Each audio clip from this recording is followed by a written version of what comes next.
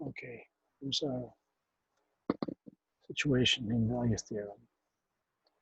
There's a graph of what's happening between A and B. If you drew a line in here and calculated the slope, that would be the right-hand side for this line, the slope secant. The left-hand side is the slope of the tangent to a point where F is C, and C is between A and B. That's what the theorem says. It's guaranteed it's between A and B. So the differentiability and continuity have to be there, and those are the only conditions that we have to have. So let's go ahead and take an example of number 5. Okay, so first of all, can we apply the mean value theorem for this one? The answer is yes, because we do have for this function, it is continuous and it is differentiable on this interval. So now the theorem says that there's a number C, f prime of C is going to be f of B minus f of A over B minus A. Now let's put our numbers in.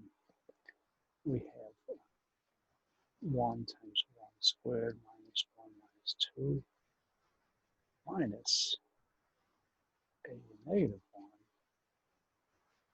times a negative 1 squared plus 1 minus 2. All over 1 plus 1.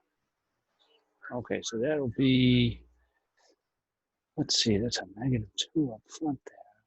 Over here we'll have a, let's see, 1, 2, that's a 0. Oh, this is a 0. Okay, so that looks like a negative 1 we have there.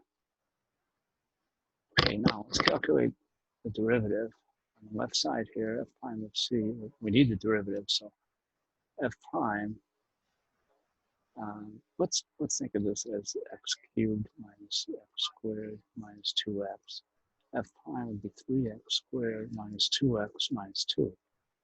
And so over here on the left, we have f prime of C, so we have 3c squared minus 2c minus 2. Let's solve this for C. 3c squared minus 2c minus 1 to 0. So let's hope it factors. 3c and a c. Let's see, 1, no pun intended there.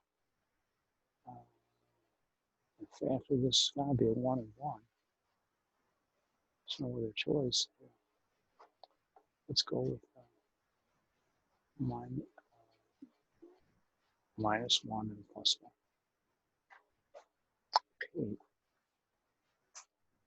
That tells us that we have C equal to 1 and C equal negative 1/3. Okay, now the theorem predicted that it would be on negative 1 to 1. There is one number here, that's this number. It is on negative 1 to 1, so that's how the theorem works. Prediction